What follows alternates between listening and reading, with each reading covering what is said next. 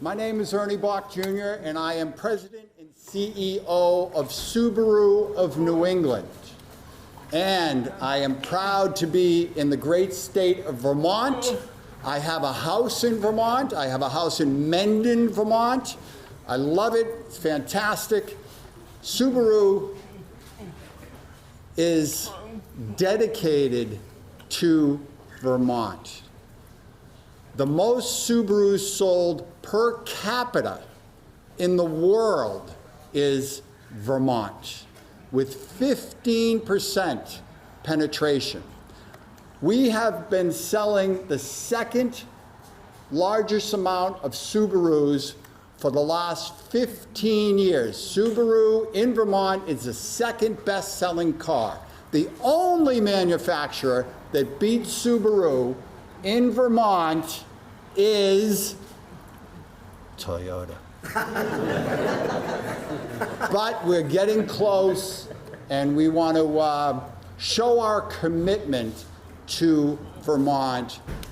And to show the commitment to the Vermont, I'm going to introduce a gentleman who I've known over the years. He's a good guy. Ladies and gentlemen, please welcome Governor Scott. I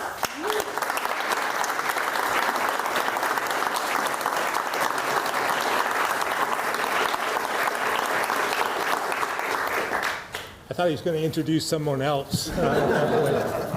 Thank you very much, Ernie, and I want to express my sincere appreciation to you and Subaru of New England for your commitment to our beautiful state and willingness to step up to help in our time of need.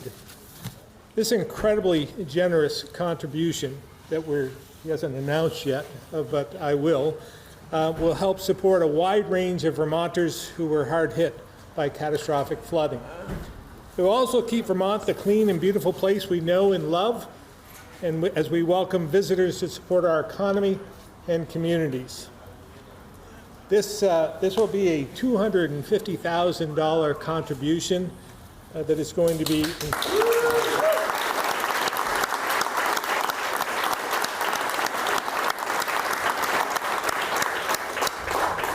this incredibly, again, generous contribution of $250,000 is going to be impactful in so many ways.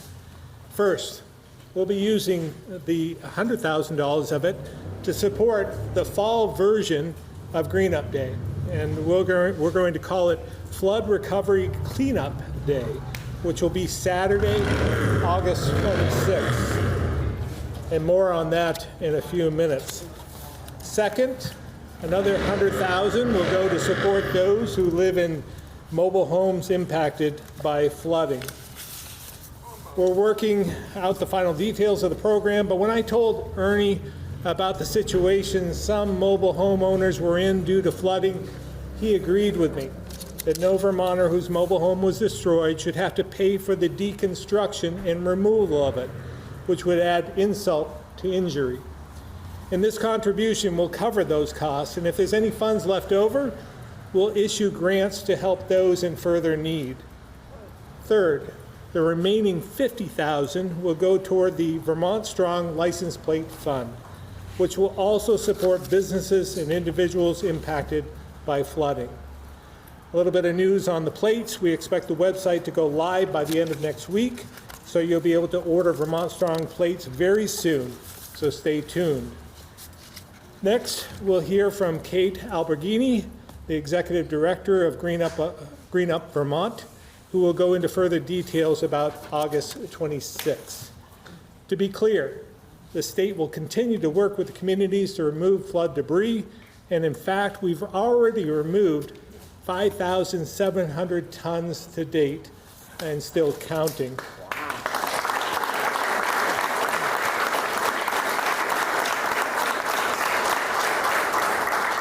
And when you do the math, that's a lot. That's 11,700 pounds, 11,700,000 pounds of debris. Cleanup Day on Saturday, the 26th, will be another opportunity for Vermonters to help communities get back to normal. It will be similar to Green Up Day, with Ernie and Subaru of New England have supported, which they have supported over many, many years. After Tropical Storm Irene, there are many who canceled their trips to Vermont, as you might recall, and decided to vacation elsewhere. We want to prevent that from happening this year.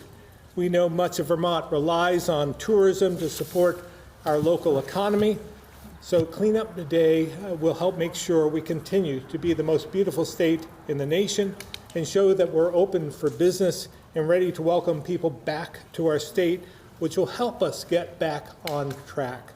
So again, I want to thank Ernie and everyone at Subaru of New England and all the dealers here in Vermont that are represented. I think there are 7 at this point in time. There's 8, but I got to tell you, this program that you developed with the money is amazing. And we were talking about how the schools have problems sometimes funding music programs. What I would like to do right now is add another $100,000 to the music programs and the art programs in the state of Vermont. Oh, that's incredible.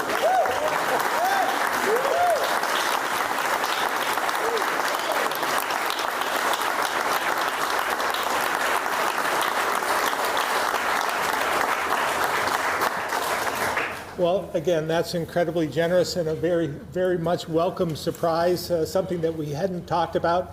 But we have a few other issues we need to talk about as well. So we'll keep on talking. Again, I want to thank you, Ernie, and your entire team here in Vermont for all you've done to support us in our time of need. And this is going to be a long road. This isn't going to be we're not going to recover overnight, but with your help and the support of many Vermonters, we'll get through it. Because we work together, we'll get through it together. So thank you again. Thank you. Appreciate it.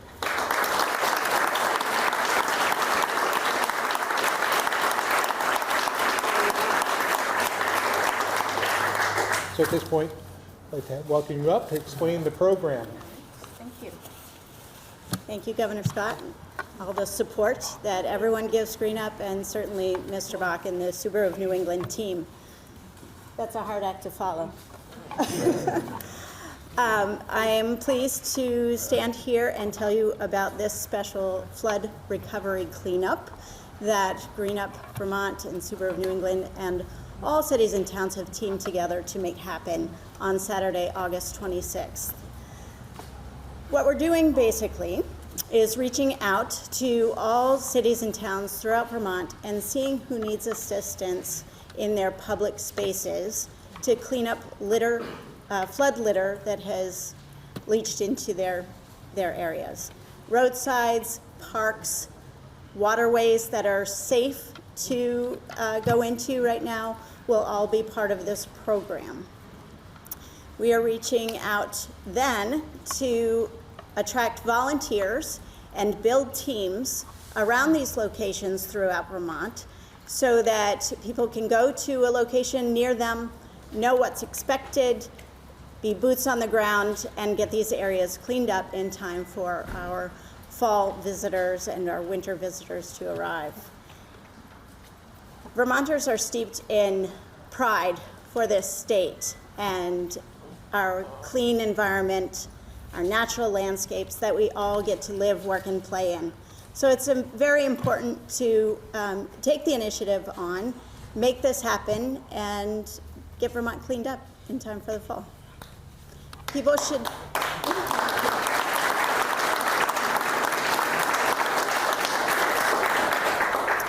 Towns and cities should contact Green Up Vermont through our email, greenup@greenupvermont.org, as well as call the numbers that are on the website.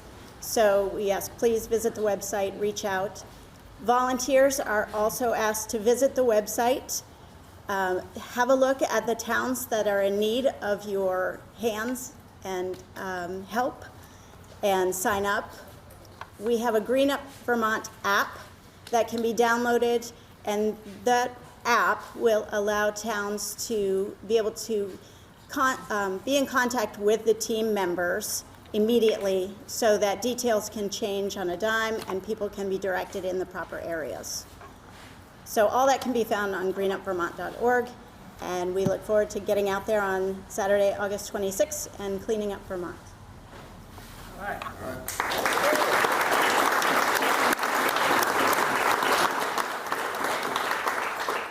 Well, thank you very much, Kate. And it's going to be very important for us. Tight time frame. We know that, about 10 days away.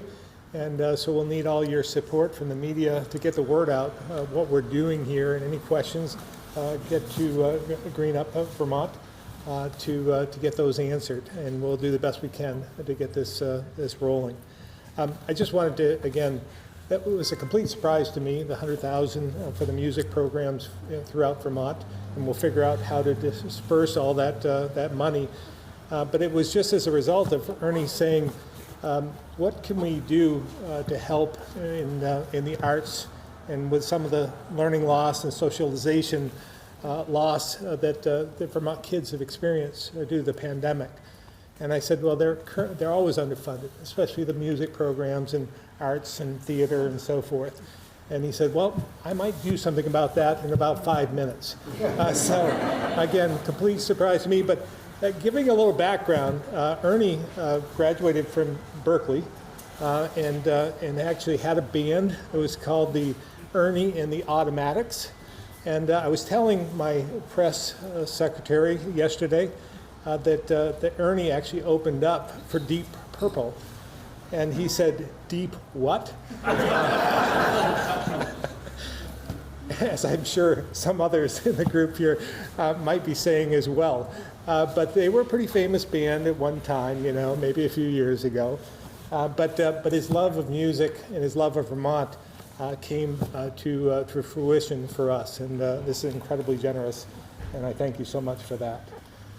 With that, I'm sure you have some questions for us, either Kate or Ernie or myself, on anything we're doing today or anything we announced.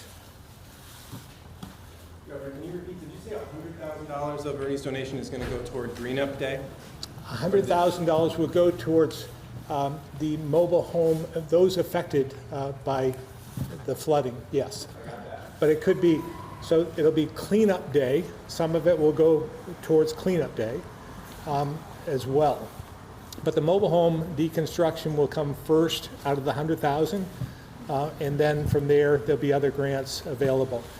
Same with the cleanup day of Vermont. That'll go towards the day itself, and then we'll determine what we can do. If there's anything left over, we'll determine where we go with that and make sure that we continue to beautify Vermont in any way we can. Anything you want to add to that, Kate? Governor, where do we stand on some of the mobile homes for folks that are currently displaced right now? A few weeks ago you mentioned maybe bringing in units from the federal government. Where do we stand? Yeah, we're still contemplating that, and I might ask Will, is Will here? I might ask Will to describe some of what FEMA will offer in that regard, but first we have to get in some respects, get the deconstruction of those the mobile homes that were condemned and unable to be returned to, taken care of. But we have some options for those who've been displaced. They have available a number of programs. I'll let General Roy talk about that. Thank you, sir. Good afternoon. So for the families that are currently displaced, they are authorized rental assistance. So they've found a place to go, or they're with friends and family, not sure where. The state of Vermont has requested direct housing from FEMA. We're awaiting word from headquarters of whether that's approved or not. That program allows us to provide assistance when there isn't rental stock available. And we know Vermont has a very tight market for rentals. But currently, anybody who has been affected by, their home has been affected by the storm has rental assistance. I think there's over 1,000 people right now who are receiving rental assistance from FEMA. And they have that available up to 18 months. So those who have been impacted have the funding available. If we run into short stockage for places to go, that's where we typically bring in the FEMA trailers, which are well-known, and we'll work with the state on appropriate locations, states and individuals on locations to go. In some cases, we can, if they have a flooded home and they have a location that's not in a floodplain and has access to sewer and electrical, we can place a unit there. So we'll work closely with the governor and the communities and individuals on appropriate locations if that becomes part of the solution. And what do you see as a timeline on when FEMA might make that determination? I mean, it's going to get chilly Yes, sir. soon enough. We expect within the next week we'll have an answer from headquarters. General, after the Maui fires, FEMA came out with a top line number of what it thought the damage was from that disaster. We haven't really heard a top line number yet out of FEMA about what you think the flooding, or have I missed it? So we've discussed before, looking at the total number of people who have been impacted by that, what will happen is we continue to work with them on a rental assistance. And that's really what's fulfilling the need right now for those who have been displaced from their homes. And as I mentioned, there's over 1,000 people right now who are receiving rental assistance. Now, what we don't know is you can still stay in a location that was impacted and receive rental assistance. The question is how many people are going to look for a long-term permanent location to be at, i.e. up to 18 months. But I don't think, look on your face, I don't think I'm answering the question properly. Yeah, so Estimated Sure. total damages Yeah. of the flooding to Vermont, if you know. that I don't know. I do know that we've got over 500 families or 500 people we're working with right now who have either destroyed or substantially damaged homes, if that helps. Kevin's asking about a dollar amount, right? I am. I don't have that for you. We can see if we have something close to that, but right now I don't have that exact number for you. And when you say Vermont has requested direct housing, Yes, ma'am. does that mean Vermont has requested FEMA trailers, or what do you Yeah, mean so by that? direct housing, there's a number of different programs incorporating that. Multi-family locations, other locations that have either 3 or more units, so that FEMA can lease for those is one of the options. A direct lease where we can find locations to lease for people, or the mobile homes or recreational vehicles. They're all options on the table. Could you confirm for us whether or not the window for the first disaster application is actually closed now, that folks in Addison County didn't make it, and the possibility of a second application? Yes, sir. So I can confirm that the incident period has closed on the 17th of July. I can confirm that Addison County didn't meet the indicators required to be declared as a county for individual assistance. Does it strike you a little odd that a geographical line will determine assistance, that you could go a quarter mile across the Addison County line into Rutland County, and that person is covered? The nature of it is that the way the law, regulations, and policy are written, we actually work by the county. And so it's based upon the county line is the way it operates. And what's the likelihood of a second? We were talking about that, I think, last week, maybe try to have another application. Yeah. Is that likely? There's two things I want to add to what was just mentioned by General Roy. The period they have notified us the period is closed. We respectfully disagree and are asking them to reopen it. At that point in time, it's up to them whether they reopen it and consider some of our arguments for support during a longer period of time. If they disagree at that point, we can formally appeal then, and we'll see where it goes. At the same time, we're accumulating all of the damage that was done in Addison County, specifically in the August storms as well. And so we'll see if there's another declaration at that point. We believe and again, we'll make this argument that everything is connected. Even though there are different storm systems, the first storm really created a lot of havoc in terms of culverts and so forth, and saturation of the water and the ground level. And so at that point, we feel that even storms that weren't as significant as the first created just as much damage as a result, and just the accumulation of many different storm systems, but repeated over days. And again, we'll try and we're going to determine whether we can meet the threshold for another declaration for Addison County as well. Did I miss anything there? In terms of that process of figuring out if you do have to file an appeal, is that process at the same place it was last week when we spoke to you, or has anything happened? Nothing has happened in that regard. They came to their determination to close the period. We were notified of that, I think, yesterday, maybe day before. And so at this point, we're going to be formally requesting that they reopen that. And it isn't an appeal, it's more reopening that decision, and then go from there. I don't know, it's on their time frame. This is in regard to the debris, but what's the state's long-term environmental concern regarding the debris and the importance of getting certain debris cleaned up first on the 26th? Well, I'm sorry, what was the last part? I guess if there's like a primary focus of certain debris that need to be cleaned up on the 26th or by a certain date before it gets Yeah, we're trying, we would like to get most of the debris picked up by the end of the month, by the end of August.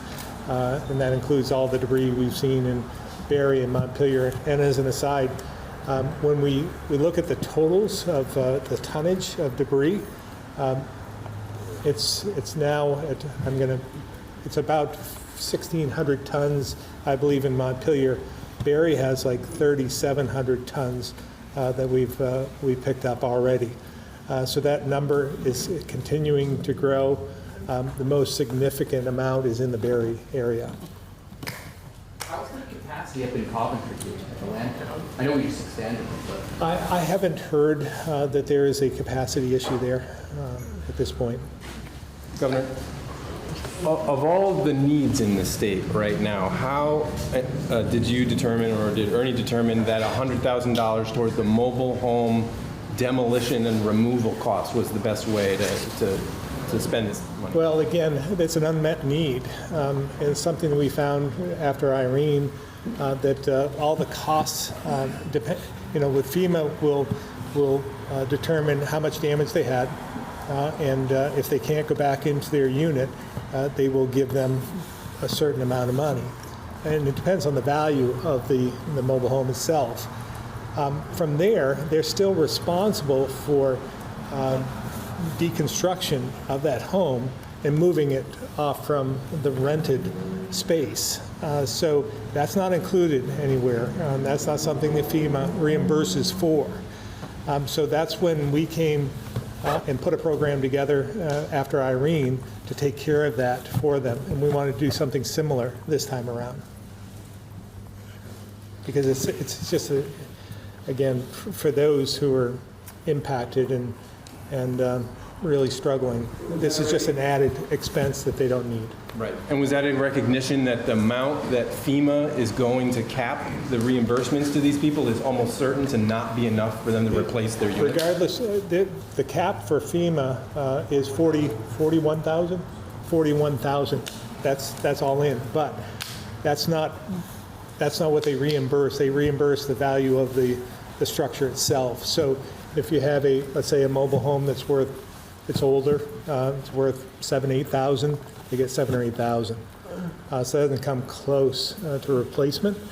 And then you add the costs of $3,000 or $4,000 or $5,000 to deconstruct and dispose of the unit. Then all the money's gone. So we wanted to do whatever we could to support that, knowing that it's not enough. So you think that $100,000 may very well support about 20 or 25 or so? No, I think we can do it. I think we can take care of all of them with that amount of money, because we're also going to leverage, some of other organizations for support, whether it's equipment to do it. And things have changed a little bit. We're able to, FEMA will be taking care of the debris itself if we can move it to the right-of-way. So that's changed from Irene. So a little bit of a It'll help, right. We can do them with a more efficient process. Governor, the White House has submitted I think, a $12 billion FEMA supplemental appropriation bill that Congress will consider when they come back from their August recess.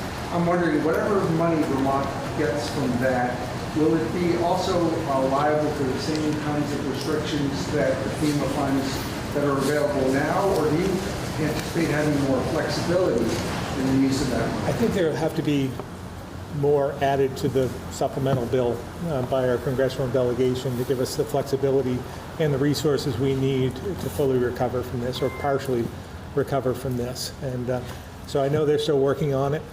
This was just, I think the president decided to put the resources towards making sure that FEMA is whole. And we're hopeful that the delegation will make some inroads to try and come up with more resources, dollars, to take care of some other ongoing needs. Governor, do you have a sense, or maybe an updated sense, of how some of Vermont's homeless population has been faring during this crisis, and are they eligible for FEMA relief funds as well? We did not distinguish between those who needed assistance because of the flooding. They were displaced from their homes from those who were homeless before. So they were able to come to the emergency shelters in all the communities that we had set those up. We have currently, due to lack of participation, been able to put those on not completely closed, but on standby. And so we weren't seeing the need at that point in time from either those displaced from their home or the homeless population to utilize those emergency shelters. So we have the general assistance program that is still in effect. So we're doing all we can to help out. Understood. And do you know if, let's just say, some of these tent and camping gear and everything was washed away, is that eligible for a reimbursement through FEMA? I don't know. It is. I'll let General Roy. Yes, if their personal belongings were impacted by the storm, yes, they are eligible for reimbursement from FEMA. And is it just clarifying, is that application process different? Like, I know you have to have a permanent address when you apply. No, we have means by which people can apply for that, either the 1-800 number or our DRCs. We have 9 DRCs all over the state. And I think Governor, as far as cleanup day, how is the state going to make sure that aid is dispersed equitably? Like Barrie and Montpelier are the classic example of volunteer effort being very disparate. Again, I'm going to let Kate, I think she's going to use their structure under Green Up Day to use all of their resources to determine what's needed in the community, and then use Serve Vermont as well to try and work together and take care of as much need as possible. Kate?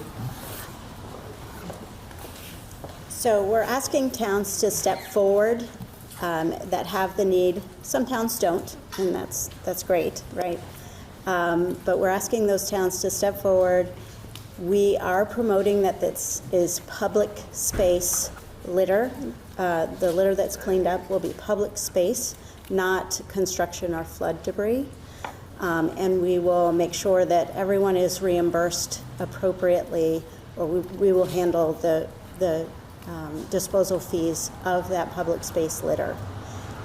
If there is money left over, we will make sure that it is used in a way that helps other towns that might be in need with various other projects, but all flood recovery, public space litter related. Mm-hmm. I think as well, if you think about this as a day of service in some respect to your community, and it could be for anything that you might see that need some assistance. I was down on Route 2 going out of Montpelier towards Middlesex, and I saw the debris had been picked up on a lot of the residents along the way, but there's still debris left, right?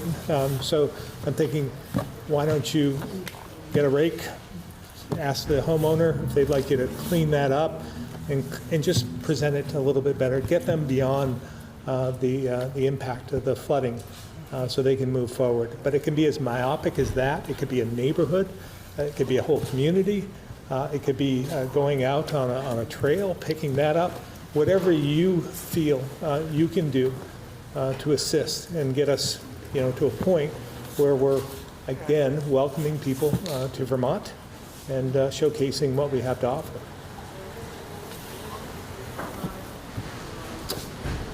Thank you all again, and again, Ernie, thank you so much for all you've done. Would you like to say anything in Well, closing? I'd like to thank 802 Subaru and Dave Birmingham for hosting this. Please give Dave a hand.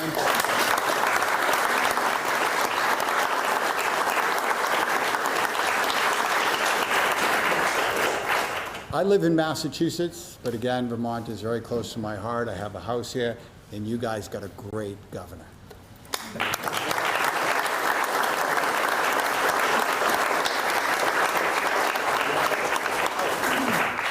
Want to take some pictures? Absolutely. There's another 100,000 on this. Let's just keep that in mind.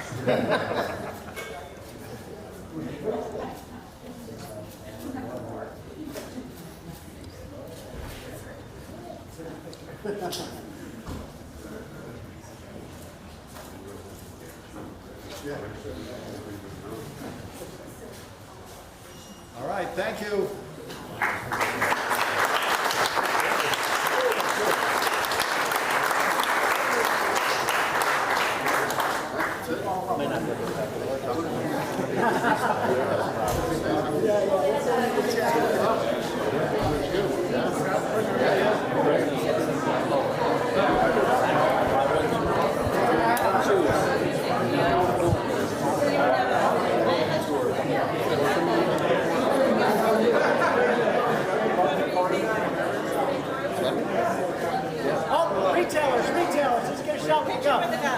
Okay, one more. Michael, one more.